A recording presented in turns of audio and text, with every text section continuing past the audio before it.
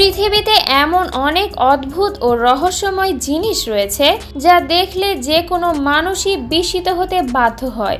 তেমনই একটি উদ্ভিদ প্রজাতি ওয়াকিং পাম।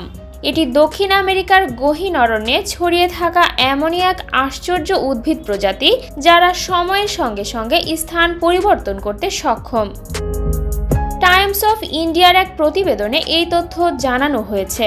বিজ্ঞানের পরিভাষায় এই উদ্ভিদ প্রজাতির নাম সক্রেটিয়া এক্সোরিজা বা ক্যাসাপোনা। ইকুয়েডরের রাজধানী কুইটো থেকে প্রায় ১০০ কিলোমিটার দক্ষিণ পূর্বে বন সুমাকো বায়োস্ফিয়ার রিজার্ভ। এখানে এই অদ্ভুত গাছের সন্ধান পেয়েছেন স্লোভাক ইনস্টিটিউট অফ সায়েন্সের গবেষক পিটার ভ্রানস্কি।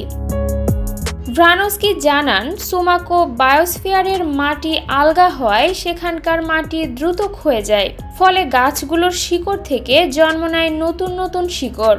নতুন শিকড়গুলো মাটির প্রায় ২০ মিটার পর্যন্ত ছড়িয়ে পড়ে এবং সেগুলো থেকে জন্ম নেয় নতুন গাছ। তিনি বলেন, ঠিকমতো সূর্যের আলো এবং উর্বর মাটি থাকলে একটি গাছ জন্ম নিতে সময় লাগে প্রায় ২ বছর।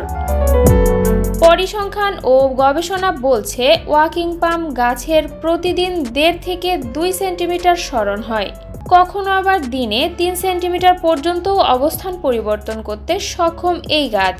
তবে শুধু ওয়াকিং পামই নয়, সুমাকো বায়োস্ফিয়ারে রয়েছে বেশ কিছু আশ্চর্য গিরগিটি এবং ব্যাঙের প্রজাতিও, যা বিশ্বের আর কোথাও দেখা যায় না।